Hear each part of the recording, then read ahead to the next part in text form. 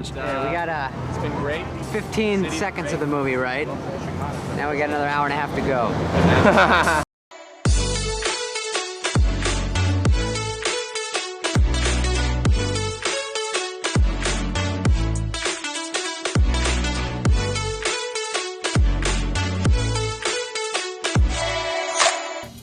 Marker. That's right, you're not your dad. He could sell a ketchup popsicle to a woman in white gloves. Ketchup popsicle? Yeah, I learned everything I knew from him. Yeah, I learned everything I know from him. I didn't have a father and he looked out for me. But you, he was your real dad, and you just didn't care.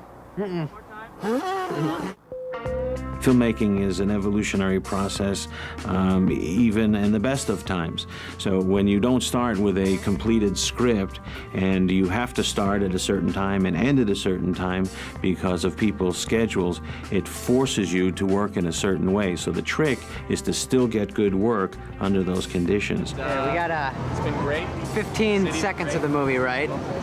Now we got another hour and a half to go. It was a very kind of troubled schedule because we were supposed to shoot in the summer before they started back on Saturday Night Live in the fall. Well, of course, as movies go, things didn't quite work out that way, and so we started shooting late in the summer. We start it in September, right when Saturday Night Live starts. Also, Toronto isn't 15 degrees yet, but it's heading there quickly. You know when you get so cold, you can't enunciate, you start going, here you're in at. And then you start foaming. That's what's happening to me. And so we've got a timetable of, we're shooting in Toronto and we're shooting Saturday Night Live.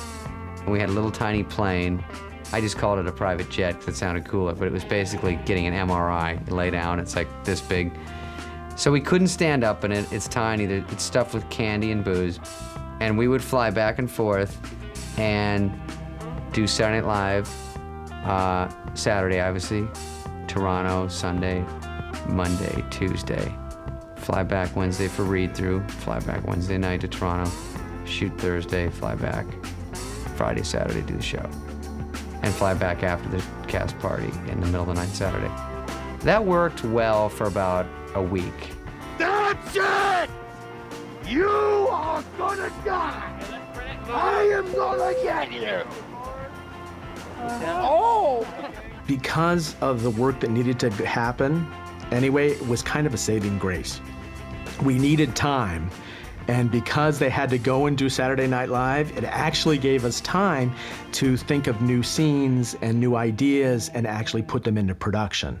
And action. No! Okay. And action. No! That was good. One more like that. And action. Cut.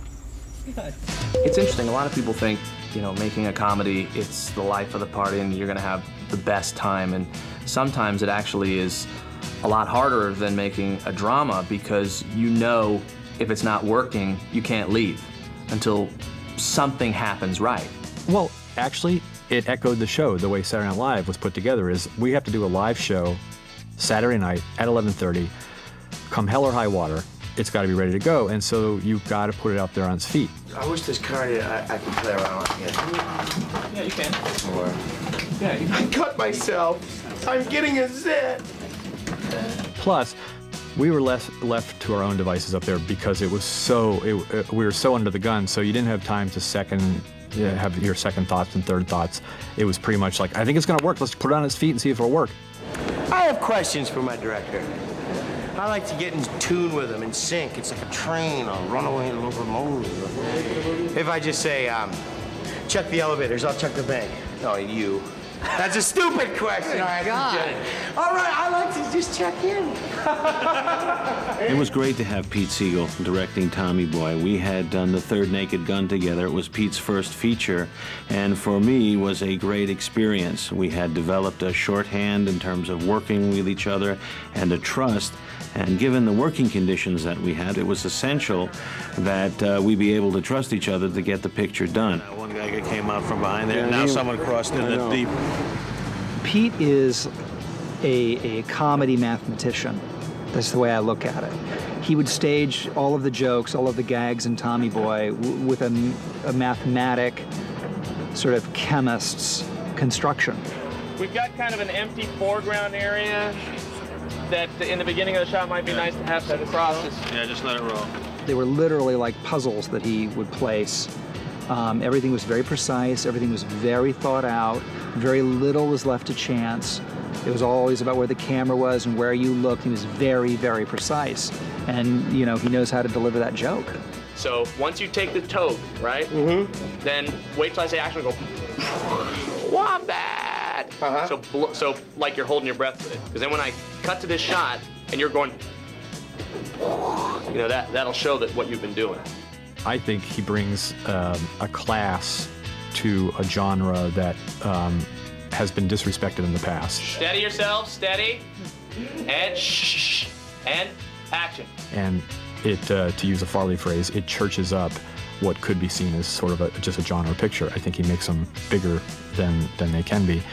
And but the most important thing is he's a huge comedy fan, and he's a huge fan of the guys who are funny, and that's really important. That's great. And go. Okay, walk him in, and action. Wombat! Woo!